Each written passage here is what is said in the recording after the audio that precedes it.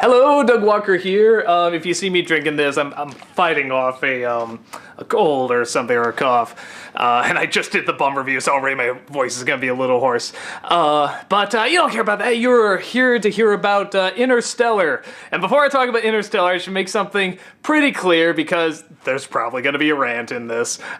Just know that whenever I get like really emotional and waving my arms and stuff like that, I'm not lying and.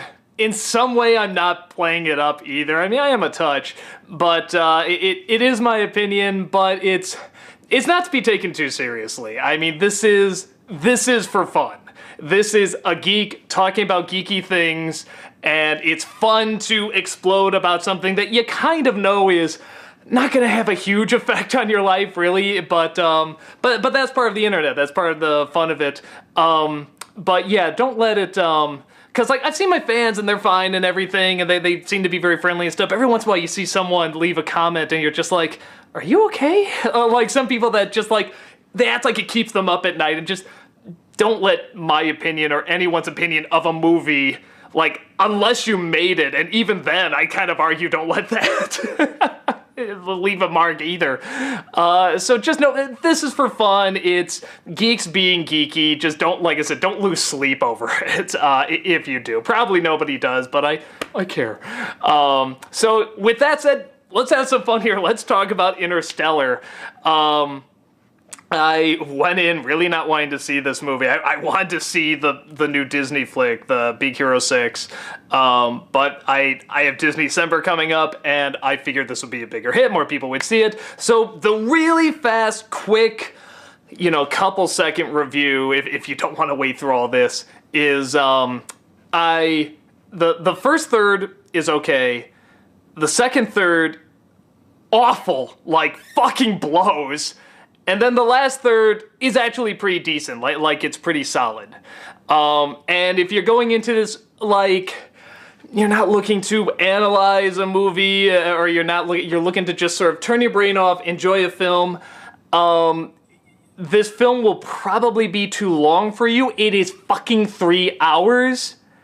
And it does not need to be 3 hours, but I'll go into that in a minute. But if you're just a common whatever, like, just want to see a film, not think, but it's probably serviceable. It'll just be really long, with a lot of slow parts that are really not needed. So that's my real quick, just couple second summary there. The actual film itself, I've gone on and on making fun of, Christopher Nolan recently, which is so funny because he's directed, like, one of my favorite movies, The Dark Knight. I love The Dark Knight, and I'm not a fan of The Dark Knight Rises. I'm not a fan of Man of Steel, as maybe you know. I know he didn't direct Man of Steel, but his thumbprint's all over it.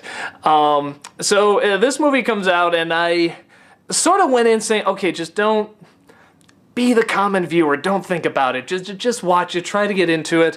And the first third has a lot of Nolanisms. I mean, just a lot of explaining and a lot of exposition, and, you're just sitting there like, well, what does it mean to be this? Well, what does it mean that the world's, what is it? Just, we'll get to that in a second. But, but the world is being taken over by these giant dust clouds, that really people notice a little too late. Like, they're playing a baseball game, they're like, oh no, a dust cloud, and it's already, like, gigantic. How could you miss this? But if you want to read this for, like, the scientific side of it, I mean, this is like Gravity mixed with Prometheus in how authentic the science, even as a movie goes. I mean, it's like, don't even try. It is beyond ridiculous, but that's not what I was there for, and I don't think it's what a lot of people are there for. They're there for the emotional experience. And the first third, despite how talky it is actually okay. John Lithgow is the grandfather of Matthew McConaughey, who I didn't recognize at first. He's really, for a bit part, he's pretty damn good. And these little knocks are being done through the house, and books are falling a certain way, and his daughter thinks it's a ghost. Well, that's interesting, because I really didn't think we were going to do this angle. Okay. And I kind of know it's not going to be a ghost, but whatever. The dust is falling in a certain way, and she thinks it's Morse code. Smart kid, but okay, And for whatever reason, Matthew McConaughey just buys it. At first, he's like, there's no goes. And then suddenly, like, I think you're right. And, like, he is coordinates. Let's follow these coordinates. Like, just really kind of out of the blue does it. But again, it's Nolan. Okay, whatever. So he follows these coordinates, finds NASA's secret location, and pretty much goes there and finds that they're creating a mission to get humanity off the Earth, like you see in the trailers. And there's a plan A and a plan B. Plan A is to go through this wormhole that apparently will lead to 3 different worlds, like 3 different planets, and they want to repopulate that. Okay. Plan B, if I'm right, because by God, there's so much science mumbo-jumbo, it's hard to follow. I think they, like, either have embryos or something frozen that's gonna, like, repopulate mankind. I don't know. It's let the people on Earth die, start anew. I don't know if they're just gonna do each other or whatever, or there's something frozen embryos. I don't know. I'm sure it was explained, just really fast, and I missed it. That's probably a dumb thing for me, but, it's either let everybody die or get them off the planet. That's pretty much it. So Matthew McConaughey, even though he just stumbles onto this NASA place, they're like, you are the only pilot who can fly this. Will you fly this for us? It's like, well, wait a minute. What if he didn't stumble onto that? Would you still find him? Is this just the mother of all coincidences? So he agrees, of course, and he has to leave his kids behind, and there's even a sign, apparently, that the daughter went through the Morse code. It says, stay.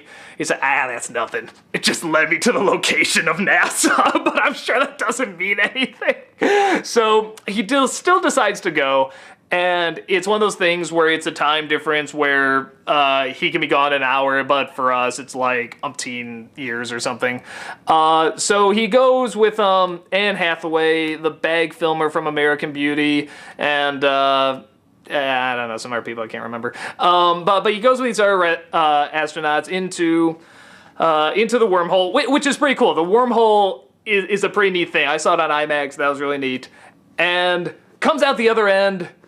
There's like this choice about which planet to go through. Science mumbo jumbo. He says maybe we can go down there for a second, get some data that we need, and come back so we can go to this other planet. They try that. Things go wrong. It's a giant planet of water. They lose an astronaut, and I think they even lose the data, and they find the astronauts they sent before are gone, blah, blah, blah.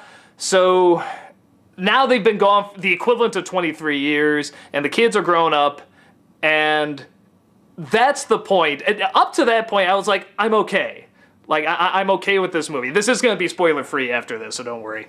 But after that, something happens with the pacing, and we just go total Nolan mode.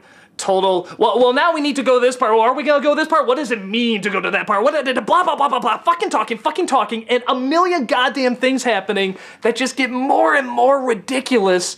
First of all, these planets, this is not based on anything. This is an original story, which you don't see often.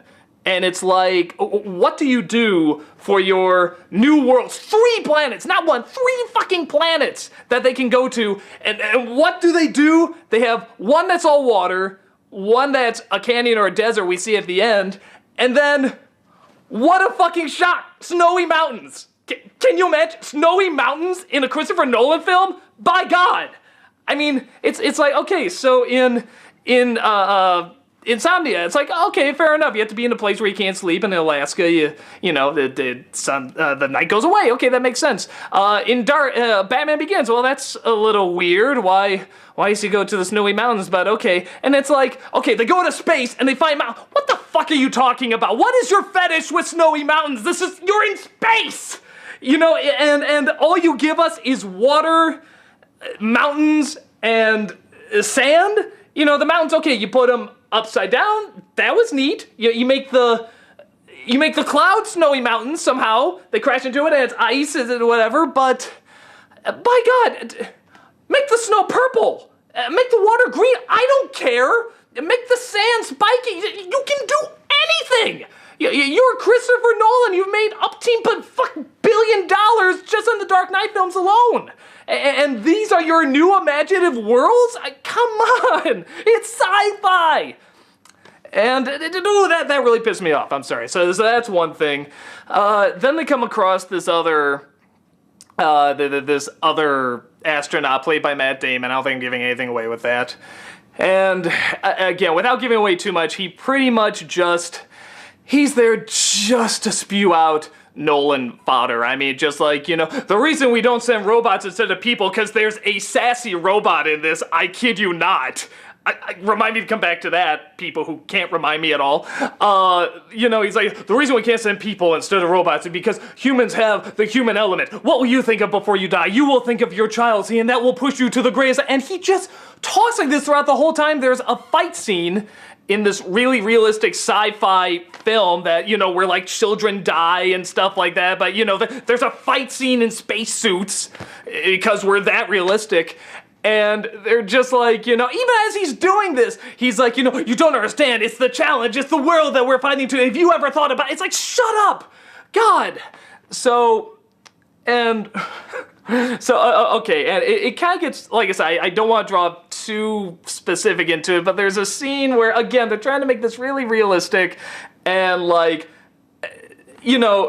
one of the characters dies actually in the middle of a monologue. You don't understand. Sometimes there's a boom and he dies, and I almost like busted a gut laughing because I'm like, oh my god, like he couldn't even finish his Nolan monologue, his Nolan log, we'll call it that.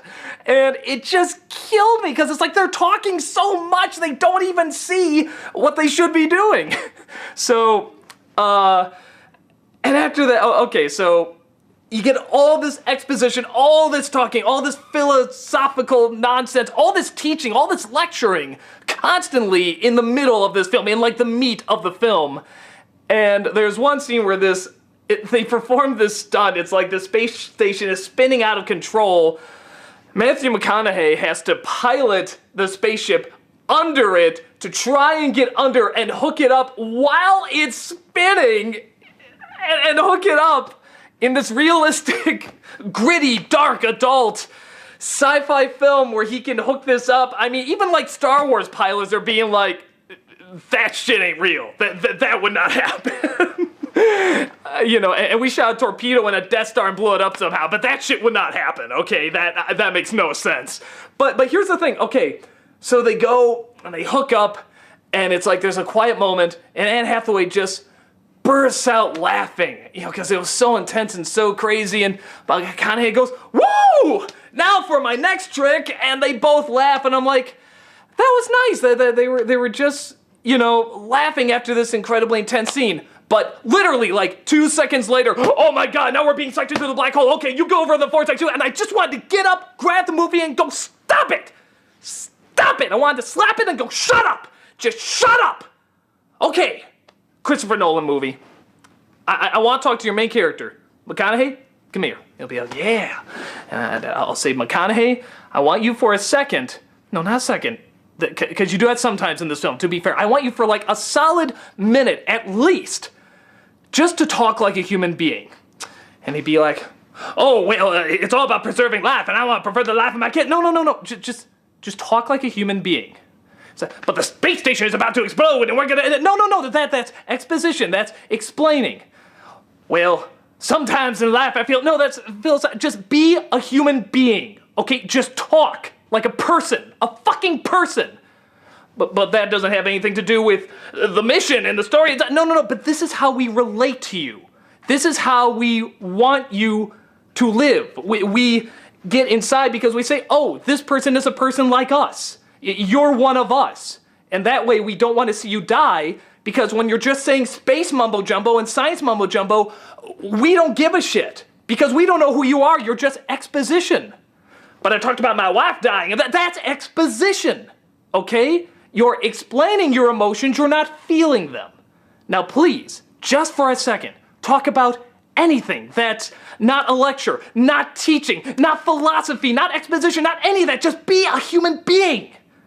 And be like, well, I don't know, the Cubs have sure been losing a lot. That's good. Anything else? I don't know. I guess deep inside it makes me feel, no, don't do that. Just keep, we know, we can connect the dots. That the Cubs losing a lot makes you feel bad. Talk some more.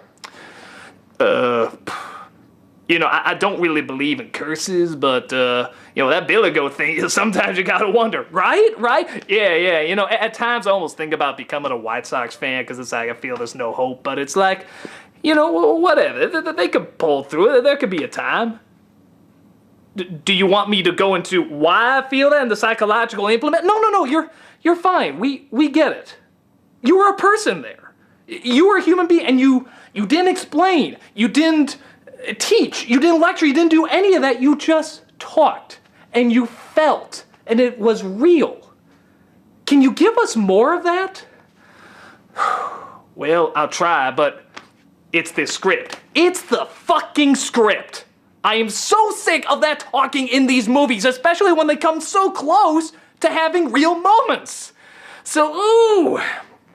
But with that said, after, God, 3 hours of this, and science mumbo jumbo, and there's a scene where Matt Damon is going into this ship, and it's like, what needs to happen could only take, I mean, you could shoot this in like a minute, you could chop it down to a minute, but no, we have to show every single process he goes through. We have to show him looking around and figuring and monologuing more, and it's like just, this movie is 3 hours that it doesn't need to be. Make it 2. Easily 2. There is so much nonsense that happens in the middle that A, could have been more creative if you are gonna go this long, or B, you could have just traded it out for letting people talk. The opening is very good, like when he leaves his daughter behind, he's gonna go into space. They don't show any of him training or getting suited up or anything. He's just going into space, and it's a very effective edit of him driving away, and you hear the countdown, there's the daughter crying, and the music's building, and he's driving, and it's like 3, 2, 1, blast off, and he's in the suit, and he's going out. Wonderful. That was great. You know, it's moments like that that don't make me, like, hate this film, you know, because, like I said, it starts off well, and it comes back to that at the end. You know, again, through, like, a lot of mother of all coincidences. If you want more, watch the bum review on it. But it works okay, and you get visually interesting again. You know, there's this, I won't say what he goes, yeah, I will. He goes into the black hole. They bring it up, like, as soon as they go into space. And because apparently in this movie he doesn't ask questions about saving the world, you know, days before he's gonna go do it, he asks seconds before. He's like, yeah, these are astronauts you sent. They came back, right? He's like, some of them. And it's like, you're asking this like 2 seconds before you're going into this goddamn thing. So as soon as you hear black hole, yes, but it'd be too dangerous. Oh, well, I'm sure they're not going to do that. Of course he goes into the black hole. And the way they represent is very creative, very unique, very stylized. And it's actually, again, they explain a lot, but it balances out okay. The emotion is there. And I think that's what this movie needed, maybe even wanted to be. It was supposed to be this emotional journey.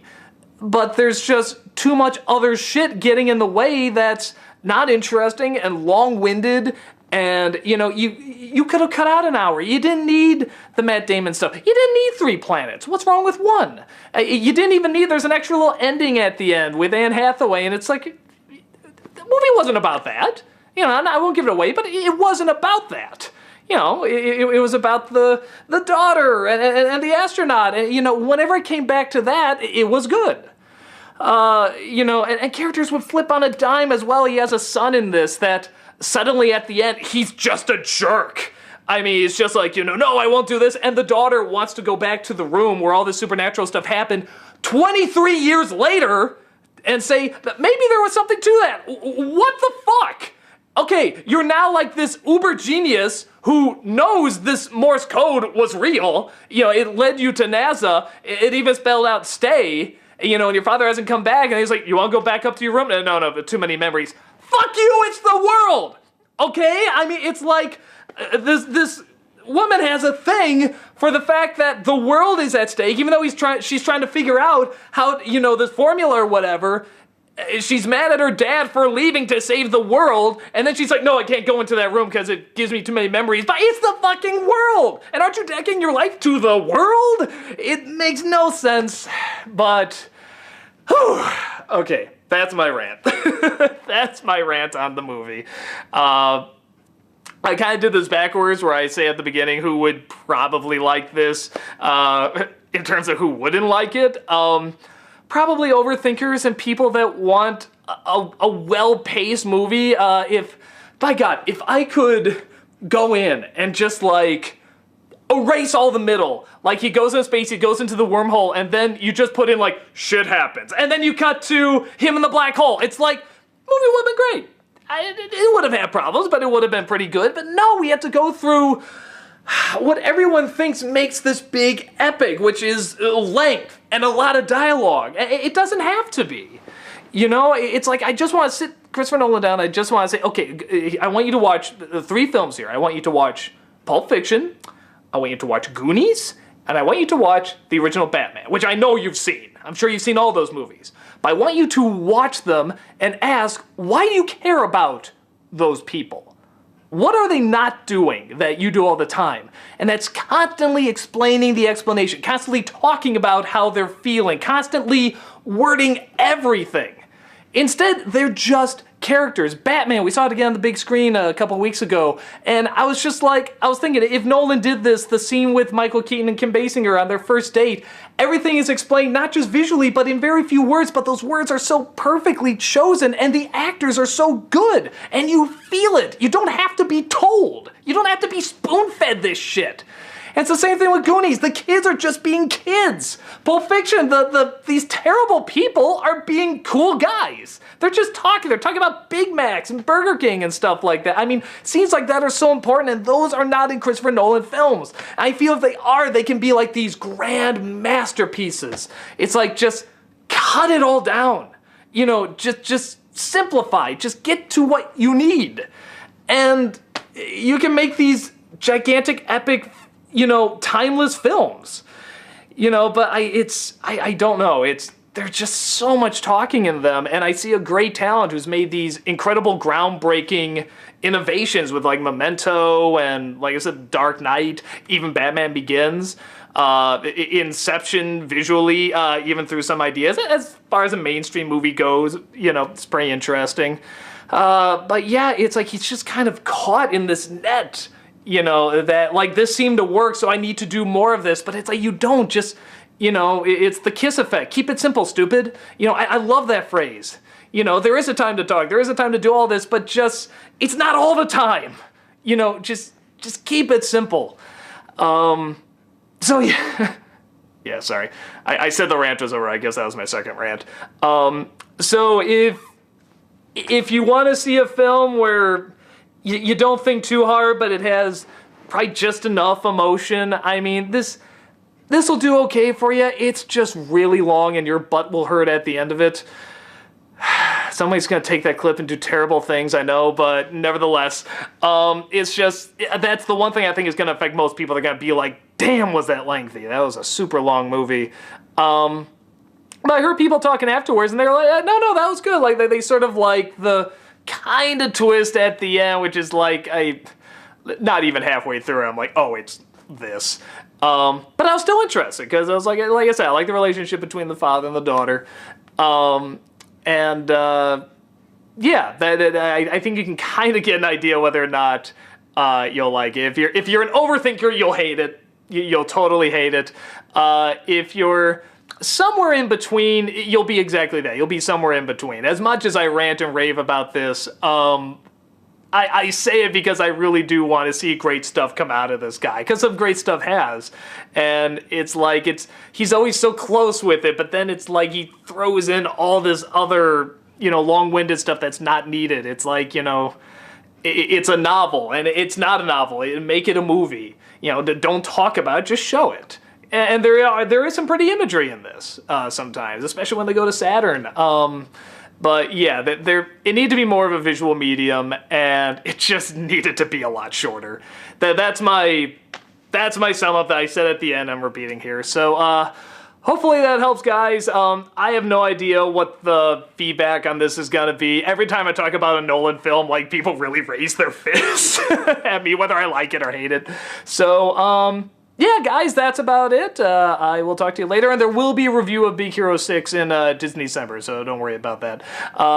That's about it, and I'll talk to you later. Take care.